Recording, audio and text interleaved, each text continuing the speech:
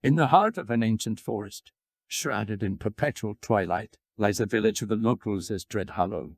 The village, barely a speck on any map, is nestled within a valley surrounded by twisted, gnarled trees that seem to whisper secrets of the past. A place where the sun's rays barely penetrate, and the moon's light casts long, ominous shades that dance in the night.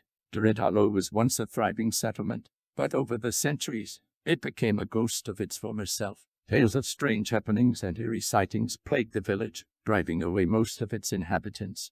Those who remained were either too old to leave or too stubborn to believe in the supernatural. Among the many legends that circulated, one stood out above the rest: the tale of the Harbingers.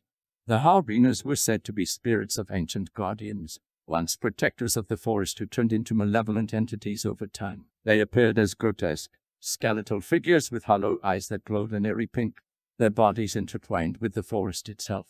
They were often seen in pairs, one larger and more formidable, the other smaller yet equally terrifying. They only emerged during the darkest nights, especially when the village was shrouded in mist. One such night, a dense fog rolled into Dread Hollow, muffling sounds and distorting shapes. An oppressive silence settled over the village, broken only by the distant hoot of an owl and the rustling of leaves. The villagers knew what this meant. It was the night of the Harbingers. Amidst the fog, a faint glow began to materialize at the edge of the forest. The villagers, huddled in their homes, dared not peek through their windows, for they knew what awaited them. But one man, Elias Thorne, a skeptic by nature, decided to face his fears and uncover the truth behind the legends. Armed with only a lantern and his courage, he ventured into the night. Elias followed the glow, his heart pounding in his chest. The forest seemed alive, branches reaching out like skeletal hands, trying to pull him into the darkness. As he pressed on, the glow grew brighter, and the temperature dropped. The air felt thick, almost tangible, as if he were wading through a viscous substance. Then, the larger Harbinger stood tall, its eyes glowing with a malevolent light. A mighty brim it had perched atop its grotesque head, its mouth twisted into a sinister grin, revealing sharp, needle-like teeth. Beside it stood the smaller Harbinger, its body emaciated and covered in twisted vines, eyes glowing with the same unnatural hue. They stared at Elias, unblinking, as if they could see into his very soul. Elias tried to move, but his body betrayed him, rooted to the spot by an unseen force. The Harbingers began to speak, their voices a chilling whisper that echoed through the forest.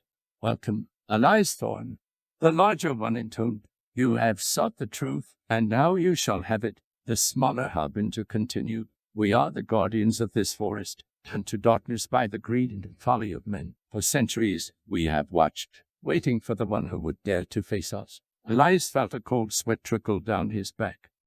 He managed to ask, his voice trembling. "We seek balance," the larger Harbinger replied. "The forest must be respected, the old ways honored.